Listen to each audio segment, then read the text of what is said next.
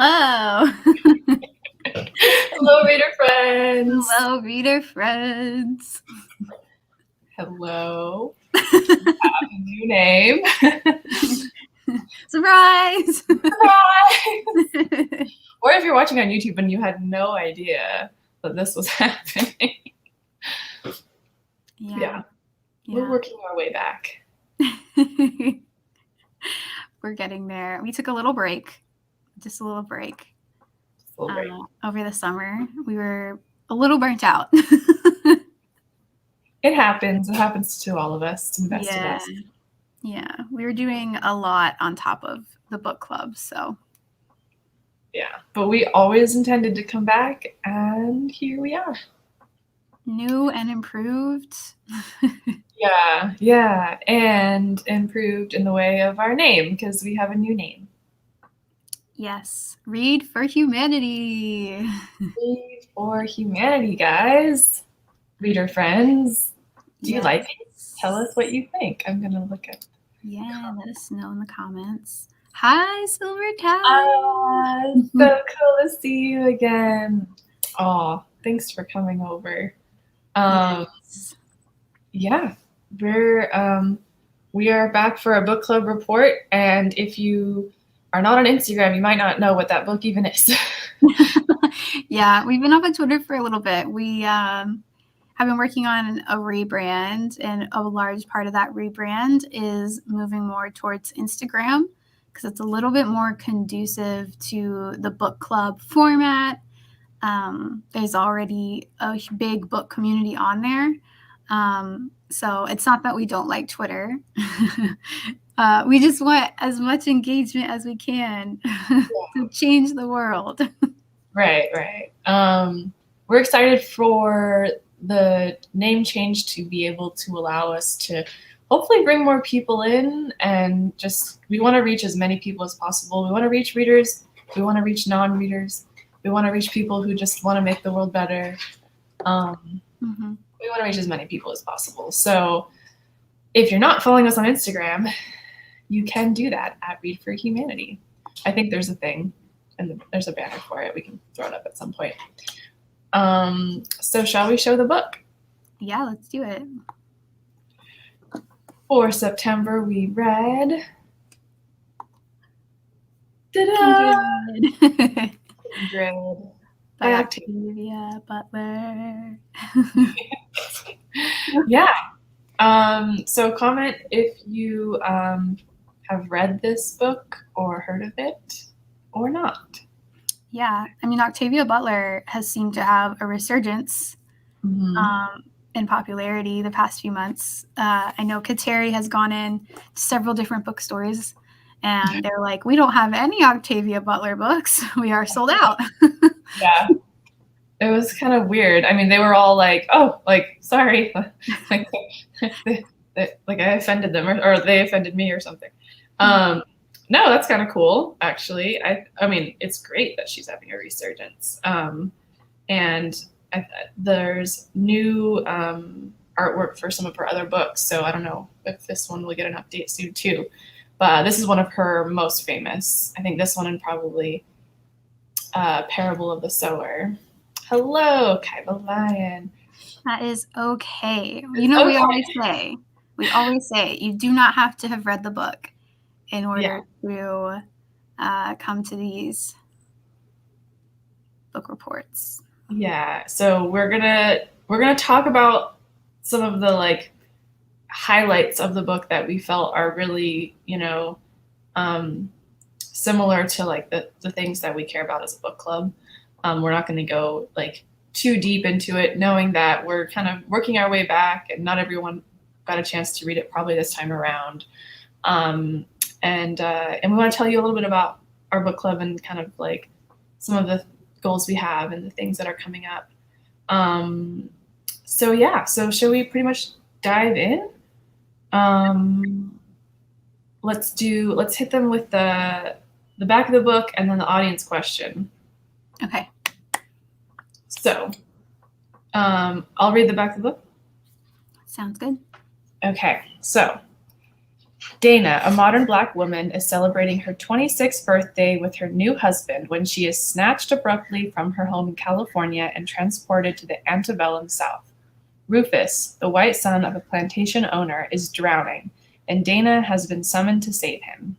Dana is drawn back repeatedly through time to the slave quarters, and each time the stays grow longer, more arduous, and more dangerous until it is uncertain whether or not Dana's life will end long before it has a chance to begin. Like, trippy moment. So, being that this is clearly about time travel, it's technically a science fiction book, but it kind of reads more like historical fiction, really. We have this particular question. Go ahead, Meghin. Yeah, I got it. So this was a question that we kind of thought about the whole time. So if you could go back in history, would you try to change events from the past to make the outcome of the future better? And I would even also ask, or to just make sure that they happen at all.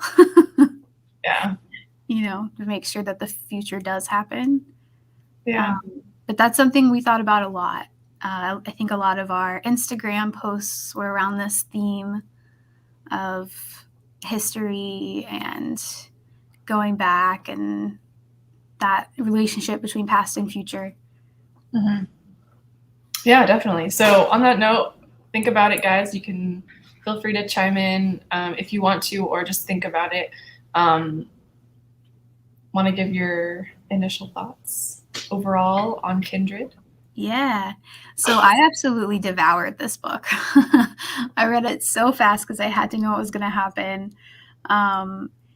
I didn't really know what to expect because I hadn't read any of Octavia Butler's works before.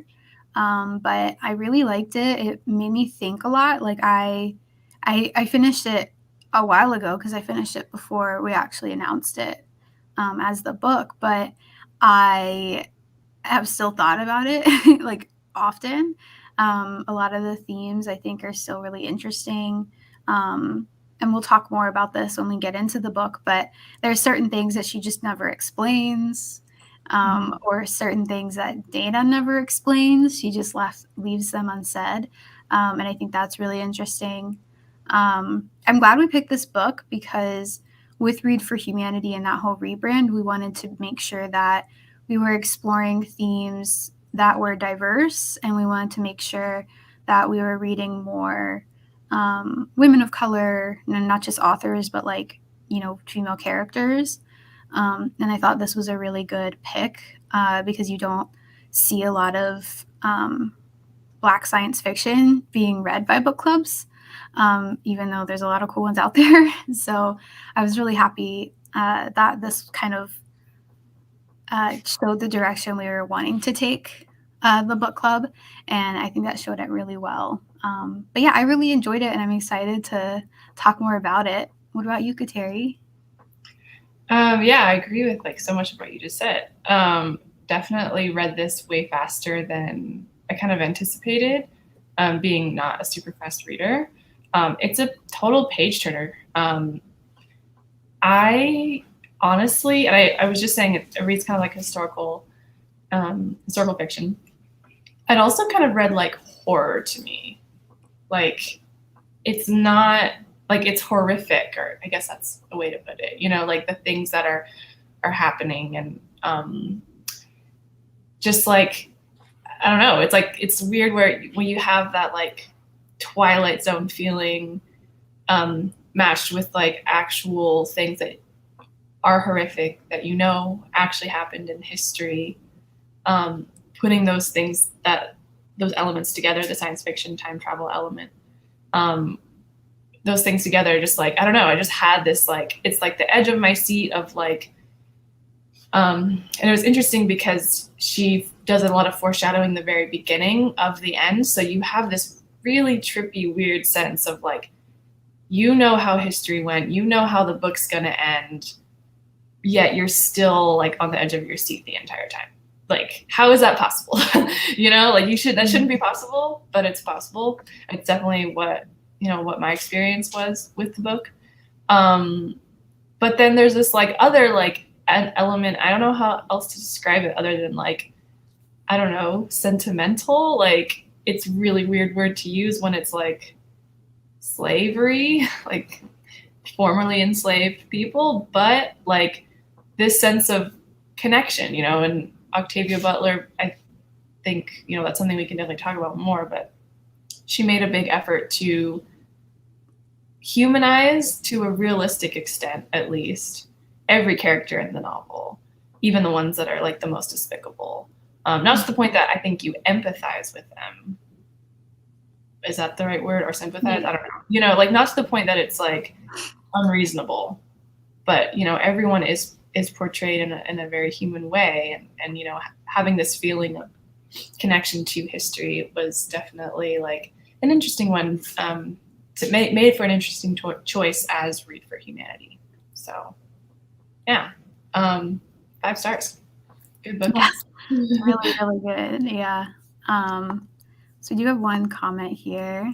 Too deep. What a question. Will require much solitude. Yeah, I mean, it is a hard question to answer. I'm gonna be 100% honest. I don't even know what my answer would be. I think, you know, in the book, Dana doesn't even have a choice of this question or not. You know, it's something that ends up being necessity for her very existence. So I think it kind of speaks to privilege that we get to like wonder this. But yeah, it's really hard question to answer. Right. I think then feel free to chime in on that question anytime, you know. That is a good way to jump into the first like discussion topic, which, or the quote that directly kind of relates to this, where she does, Dana, the narrator, does kind of admit that like it's not that she's trying to change anything, but she's trying to make her future happen. So it's like that means she does actually have to insert herself into history, like. Yeah, and we're being vague on purpose because what we're talking about is actually a huge plot point that is like detailed out in the book, and I think we're just trying to make this first part especially like a little bit spoiler free, not totally, but it's it's just a really big part of the book. So I think we're being a little bit vague kind of on purpose because I don't want to spoil it, because the way that she finds, like the way that Dana finds out like why this is happening, well, not like how, because you never figure out the mechanism, but like the way like she kind of figures out why, and the why is something that's like kind of a spoiler. Yeah, well, we'll probably get into like the spoiler part a little bit later. We'll give it a little. But yeah, I mean, basically, you know, she's considering, she does, you know, end up making a relationship with someone that she knows is going to inherit a plantation, who's going to be a slave owner, and in a way kind of already is. And so she's questioning how much with this relationship she should involve herself. So from page 68 of the book, I would have all I could do to look after myself, but I would help him as best I could, and I would try to keep friendship with him, maybe plant a few ideas in his mind that would help both me and the people who would be his slaves in the years to come. I might even be making things easier for Alice. So you can ignore that last sentence. But basically, you know, she would, you know, she's a Black woman from modern times, considering like, can I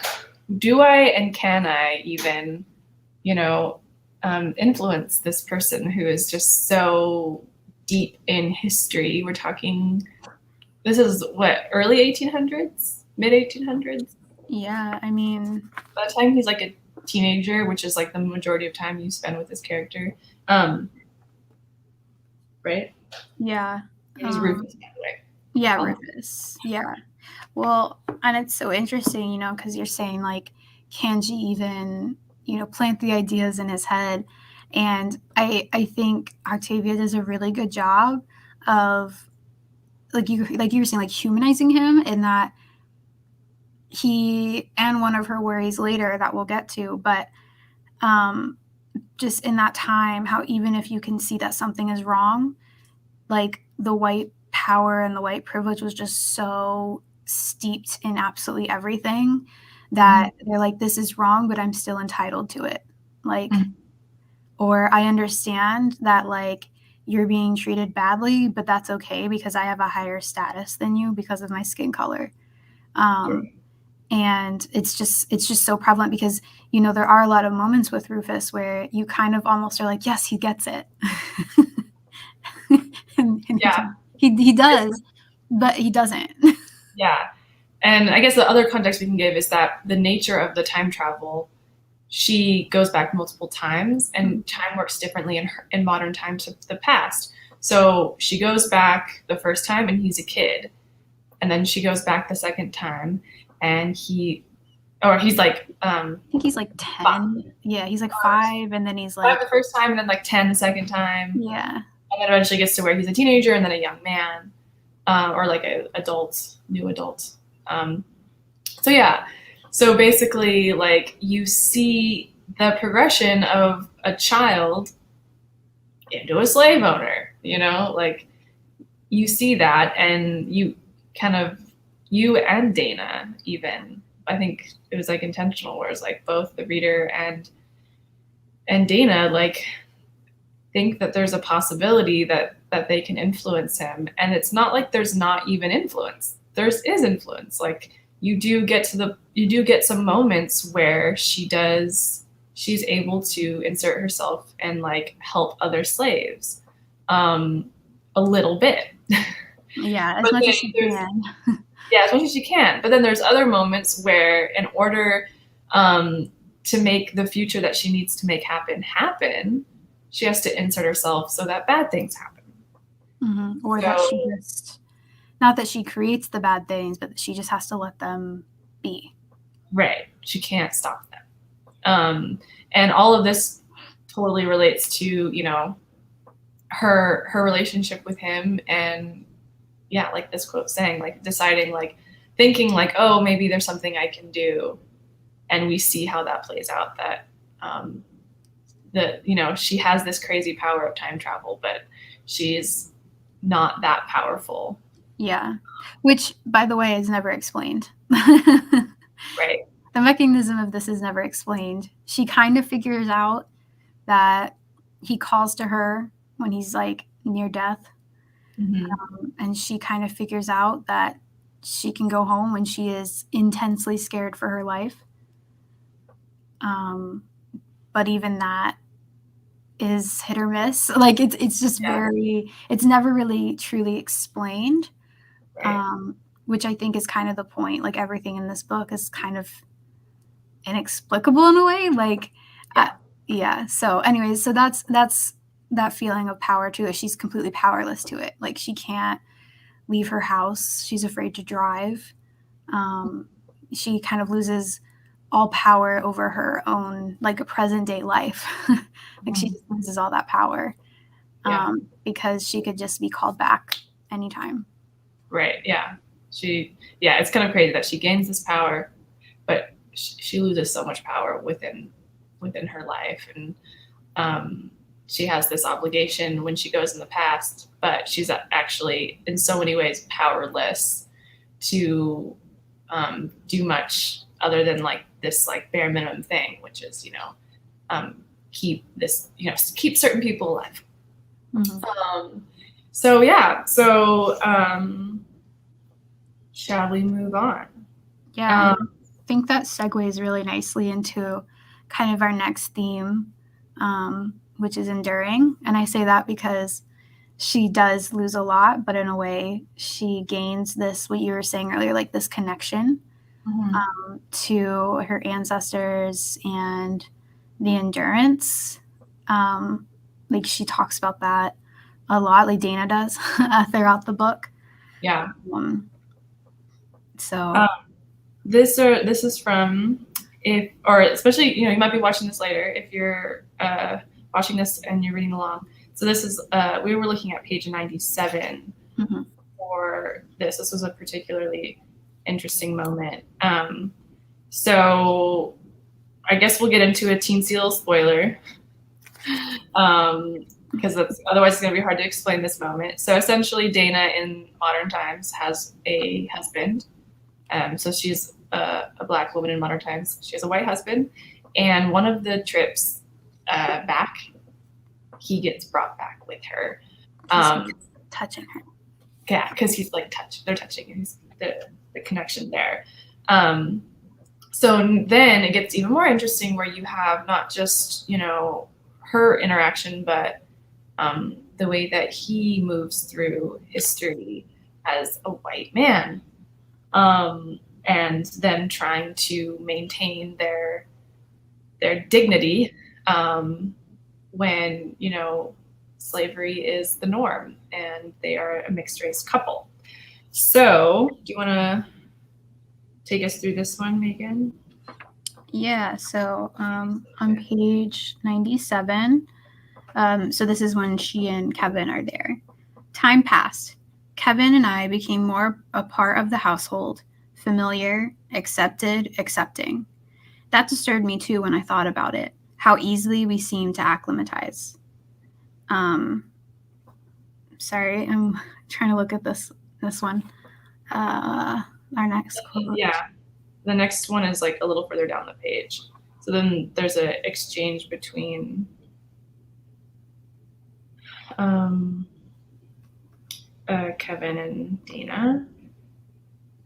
Is it on the same page? Yeah, that's why I was like, I'm not seeing it. I can just, or you can just read it. Yeah, I'll just read it. But it's within the same the same time. But she says, "Will you?" Oh, sorry. He says, "Will you stop that? Look, your ancestors survived that era, survived it with fewer advantages than you have. You're no less than they are. In a way, I am. In what way? Strength, endurance. To survive, my ancestors had to put up with more than I ever could. Much more. You know what I mean." And then, but she evolves on from this as well. This is sort of like one of the first conversations they have, and Dana has to survive a lot more after this point in the book. But it kind of shows the progression of her, like the first quote, we'll say, she talks about how they get settled in. They can't go back. Like we said earlier, they can't go back unless Dana feels scared for her life. Well, that has to be genuine. So they're kind of stuck in the way of like, how do they make her actually do that without endangering, like actually harming her or killing her, and also making sure Kevin can come back with her and he doesn't get stuck. So, that's kind of what they're talking about, and that's why they stay for as long as they do. It's like months, I think. And so, yeah, they're talking about, and they, at Rufus, his father's plantation, is where they're staying. So they have to fit in with, the way that the world works. And so that means that Dana is, and Dana does say, by the way, that they say that he's or she is his slave. So now she went from being his wife to being his slave. So they have to acclimatize. They have to endure it, both being a slave and being a slave owner, in order to survive the past. And then this next one that we have is on page 100. So to give a little context, Dana and Kevin come across kids playing a game. And Dana is like, all right, let's go a little bit closer. I want to know what they're doing. And essentially they are playing at selling each other, putting each other up on the blocks and auction. Yeah, doing an auction. So obviously Dana gets really upset. And on page 100, Kevin says, "Dana, you're reading too much into a kid's game." And she says, "And you're reading too little into it. Anyway, it's not their game." Right. So it's like, I found that was just interesting. I mean, it's a weirdly obvious like thing when you think about it. It's like, they're the kids games, when they are slaves, children of slaves, are going to be different to a certain extent. So this to me was like, when I was saying earlier how I read this as a horror novel, like this was just so horrific. Like it's such a quiet moment. There's no blood, like there's no violence, but it is like, it's such a traumatic thing to like hear kids playing and slave auction. yeah, and then to kind of, so at one point Dana is worried about Kevin being there for so long, because even though he is so like open-minded and open-hearted and truly loves her, she's afraid of what the time is going to do to him. Like it really expresses that concern. And so I found it kind of infuriating then that when she was like upset over this game and he's like, oh, like it's just a game. They're just, playing what they see. And she's like, but it's not a game. Like this is real life. And to me, it was a little bit infuriating of like, how dare you tell her like what her experiences are, like as a white man, like you don't get to like, and I'm sure that's not what he was trying to do, but like just kind of telling her like, chill out a little bit. She's getting upset about this. And he's just kind of like, chill. Yeah. It's not that big of a deal. I think you're reading too much into it. And she's like, it's not just a game. Like this is life. And they shouldn't be playing this game.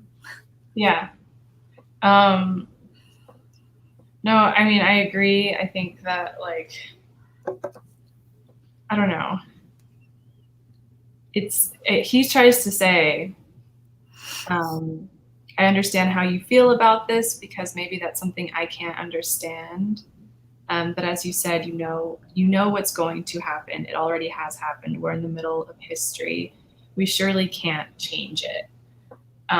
So it's just like this constant like pull of just like, what can they do to make things better, but not die.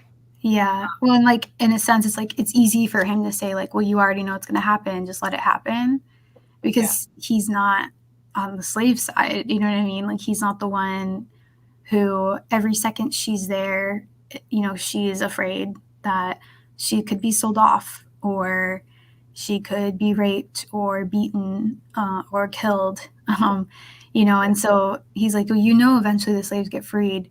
But at the same time, just because like there's freedom doesn't necessarily mean that like that things get better for people of color. And so in a way, it's kind of interesting where he's like, well, it gets better. Like it's fine. You can't do anything to change it. You know it's going to happen. But it's like, but you can still see that you can still be upset by it. Like you can still be upset by the things you can't change. And I think it's like really interesting, the conversations that they have together where he's like, I really want to understand you and I know I can't, but again, you just need to chill. It's like yeah.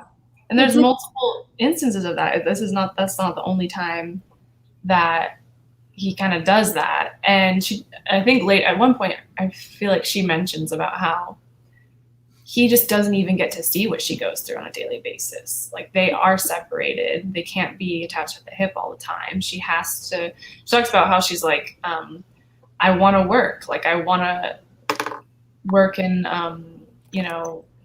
be with the slaves, with the fellow, African Americans. And, he doesn't get to see, what she goes through on a daily basis. So it's not to like excuse anything he's saying, but like she starts to feel this disconnect from him, I think, because she knows that it's like I think she almost intentionally doesn't even, or she's probably too exhausted, I think, to like give him the daily briefing of how like the, drudgery of her life and everything. And then she gets some guilt of like, oh, like, I'm the one in danger and he's not. I think like the way that she knew that history would have an impression on him, it really does happen. Even it doesn't turn him into a nasty person, but we see how it separates them. It makes him immune to some of the things that, you know, she experiences.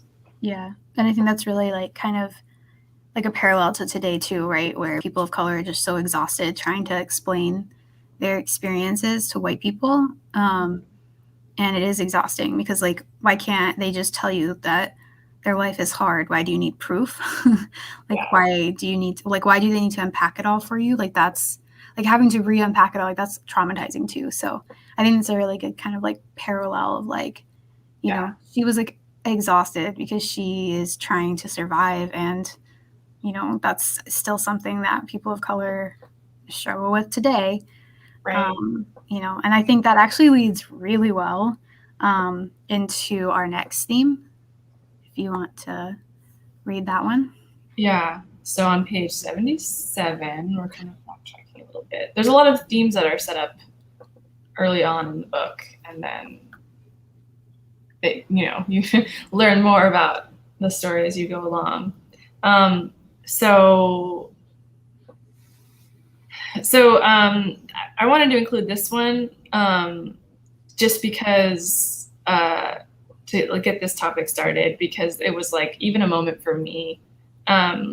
This is another, interaction between Kevin and Dana, and he kind of will do this. Like, he'll just say things offhand that make her go, huh? So finally he said, "There are so many really fascinating times we could have gone back to visit." I, Dana, laughed without humor. "I can't think of any time I'd like to go back to, but of all of them, this must be one of the most dangerous for me anyway." But, she's still making a point of like, she's this, her modern times, by the way, is like the 70s. So it's like, still not great. Right. And, I think time travel is super like white male romanticized a lot. Like, think about a lot of the like really popular time travel stories. They are generally stories told by white people. And so, yeah, you have someone here saying like, actually time travel, not for me, like it's not something that is easily romanticized, when going back in time might mean that you get raped, hurt, or killed, or enslaved. So, these are the stakes that we're dealing with here. And she makes that clear immediately in the book, because even though when she first time travels, you don't know what's happening. She doesn't know what's happening. You know what's happening. So that, yeah. I think you mentioned how she gets sent back because of her life being in danger. Well, the first time she goes back, she's there for a very short period of time, because right after she has her first interaction with the boy when he's young, her dad shows up with a rifle in her face, and then she freaks out and she goes back to the modern times. So, yeah. So anyway, and then, well, this next quote, kind of going back to what we had a foreshadow this in the last conversation, but on page 77, talking about Kevin, she says, "If he was stranded here for years, some part of this place would rub off on him. No large part, I knew, but if he survived here, it would be because he managed to tolerate the life here.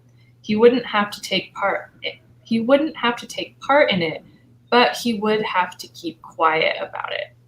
And I don't think it's too much of a spoiler. Like, later, when they kind of are finally, they get separated, they're finally reunited later.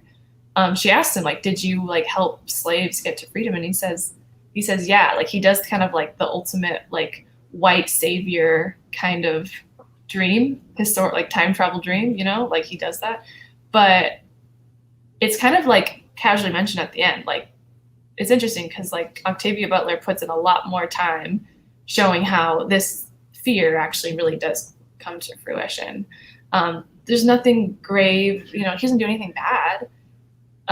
But it's just it's oftentimes just in their interactions, like we were talking about earlier, the commentary on the children playing slave auction.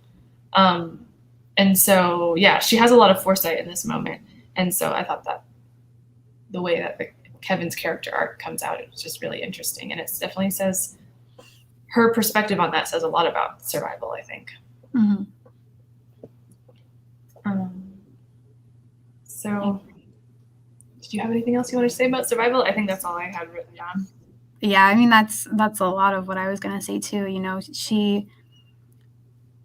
I think what's interesting too is she doesn't just have to survive when she goes back in time. She also has to figure out a way to survive when she's at home, because she does get sent back when she's with Kevin, and he ends up staying there. And she was, because they weren't near each other, because they weren't allowed to be. And the reason she gets sent back is because she gets whipped. And that sends her home, because obviously that's terrifying. And she has to figure out a way to survive by herself, because she can't leave the house because it could happen again. And she kind of has to, you know, for her, I think it was 8 days, and she gets called back. And for Kevin, it was 5 years. So there's just that weird kind of survival where they both had to go through like different times, but for her, that 8 days was just as traumatizing as like the time that they were there, because she has to survive on her own and like heal herself, and then she has to ask her family for help and then let them believe things about Kevin that aren't true in order to survive that time. Yeah, so there's a lot of surviving that Dana has to do, both in the modern times and when she's time traveling back. Yeah, it's just like this novel does such a good job of portraying that in a deeply complex way. It's one of my favorite things about the story, I think. Yeah, a lot of this book is the things that you kind of have to do in order to survive. And there is no perfect way to survive, really, because, you know, if you think you can never throw anyone under the bus or you can never hurt another person, well, she would have died immediately. You know, so it's one of those things where you just never know what you have to do until you do it. And I think that really sets us up for the spoiler part. I was just gonna say the same thing. I was like, we better tell them like all this stuff now, because I also feel like we should really talk about Alice for a minute. Talking about survival, but yes. So spoilers, I guess the two main spoilers, though really you find this out early on in the book, but if you are planning on reading it and you want to really experience like discovering it, you know, like just fully experience the book to the fullest extent, maybe head out at this point, or Yeah. Thank you for coming. See you later next month. Okay, bye. But essentially, she's going back in history because she has to save Rufus, this future slave owner, who is her great grandfather. Yeah. And Alice is one of the slave children there, and she actually meets her when she's a kid. And eventually, Dana kind of comes to the realization that it is not going to be a consensual relationship between Rufus and Alice, but she has to let that relationship continue in order for Alice to give birth to her great grandmother Hagar. So it's one of those choices we were talking about earlier, where it's just you have to make these choices, and you know, you have to do things that you either have to do things or you have to let things happen that go against everything in you. But it was just kind of the course of history that she had to kind of facilitate in a way. Eventually she does kind of facilitate it. And for a time, Dana makes Rufus happy enough that he is nice to Alice, and it does become sort of consensual. But even then, like, he holds this power over her that it could never truly really be consensual. And so he does end up, and I think this is really interesting because this is one of those things that Kateri said was kind of foreshadowing. You kind of knew how it was going to end, but it ends this way, and you're still like, what? What? So should I just say it? Yeah. So Rufus ends up transferring a lot of emotion and attachment onto Dana. And she kind of sees this happening as he's getting older and their ages get closer. So she's 26. And I think when we finally leave him, he's 22, I think, 22 or 23. And they get really close. And Alice leaves. I think his mom takes the kids or something. Because his dad has died and now he's in charge, and Dana helps him a lot, helps him like write his notes, and she kind of sees it coming, but he does attempt to rape Dana, and rather than let that happen, she has to kill him, and that's how she kind of breaks that cycle. But in order, like when she does that, she doesn't come back to the future as a whole person. She loses her arm. And it doesn't super explain the mechanism of how this happens. She doesn't even fully knows what happened because she wakes up in the hospital and they had a hell of a time trying to explain that to the police. But essentially her arm was like caught in the wall. But really her arm was, he had held on to her, he had grabbed her arm as he was dying and kept her arm with him back in time. And it's the reason that's not super a spoiler is because she actually opens the book with this. Yeah, the hospital scene where she wakes up and she has no arm. So that's the end of the story, guys. That's like the end of the story. But because she has killed Rufus, she knows she won't be called back anymore, because he was the one calling her back in the first place. So the time travel is never explained. The losing her arm isn't really, it's very confusing when you read it. I had to read it like 3 times. Me too. And it's not explained. But Octavia Butler did later, in her own words, give some sort of explanation. She said, "I couldn't really let her come all the way back. I couldn't let her return to what she was. I couldn't let her come back whole. And that, I think, really symbolizes her not coming back whole. Antebellum slavery didn't leave people quite whole." I think she, in her authorial intent, she just felt some sort of obligation. But then, it's one of those things where, the author said, this is the way it has to be. And we are left like reading into it for all of eternity. Yeah. And I think those are the best stories, is when authors do that, when they kind of let you wonder at what does this mean? And obviously we can't talk on that too much because we are 2 white women who cannot speak to the experience of females of color or people of color. So we did try to do this in a way that was just explaining the book, and not trying to like take away from the experience or try to read into it in a way that we can't do. But I have to go soon. So let's make our bookcase for humanity. All right, it's time, guys. Also, I did want to put this comment up real quick.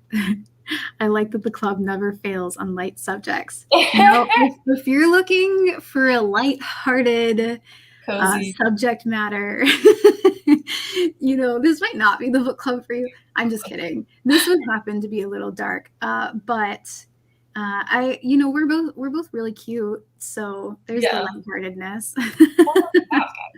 It balances out. But no, this is definitely not lighthearted book at all. But I think but I think the bookcase for humanity, I think what I'm taking from this book is that what I said earlier, like I can't ever claim to even like understand people of color, what they're going through, and it's not their job to explain that to me. That's exhausting. That's one of the reasons we like to do this book club, is so that we can provide you with like education or educational tools, and we've worked with, for example, the Melanated Council of Yang, McCoy, with them to get resources and stuff like that. So yeah, I think that was a big part of the book, and that sometimes you just have to do things that you might not like. Well, so yeah. I think that kind of relates to what I was thinking was just like we're all enduring history, whether we like it or not, you know? Like Mhm. I think part of the thing that the book really brings to the front is like how like, you know, history doesn't go away. Like it's No. in all of us, and we're all enduring it in some way. And I think the best way to endure it is to not ignore it, but like take it head on. Absolutely. I think bad things happen when we ignore history and we pretend like it didn't happen, which I think is a lot of what Kevin, I think, was trying to do. And I'd be interested, like, I wish we knew a little bit more about Kevin after he came back after that 5 years. Yeah. You know, because I He think spent so much time. Yeah, and I think a lot of people are like, oh, slavery is something that happened, but it's all okay now. And it's like, no, slavery was something that was such a fundamental part of our systems and such a fundamental part of our government and such a fundamental part of how our country came about, that it's, if you ignore that or if you act like it's just something that happened, there's never healing that can come out of that. Right. And there's no way to move forward. Which is a segue into our October book. I was literally just thinking we should just say the book and then let Meghin go. So yeah, on that note, we usually do like a whole thing, but yeah, that was good. I didn't even practice that, you guys. But we are doing yes, that was a really good quote from Kateri. I want to make sure that Kateri is credited with that when people are watching this back. You did. So we are doing a really cool collaboration with Level Up California. They are a newly minted nonprofit, and they do a lot around democracy reform and voter rights.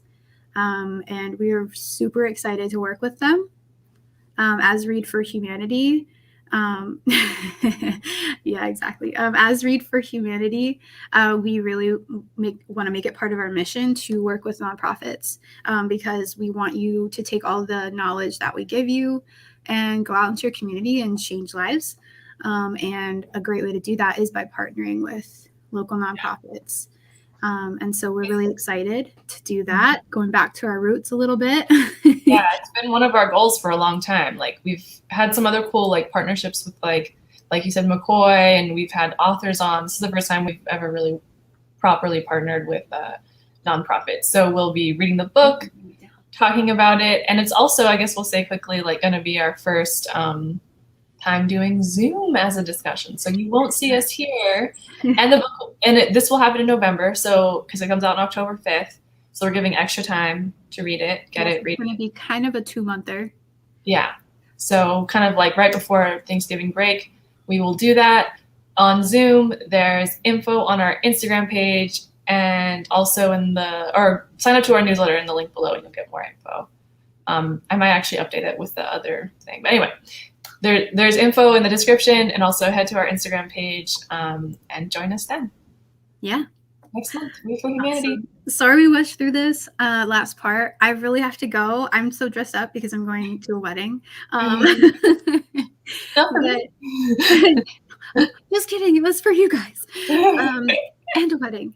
So I have to go, but it was really great being back and doing all of this again. I'm excited to get back into it.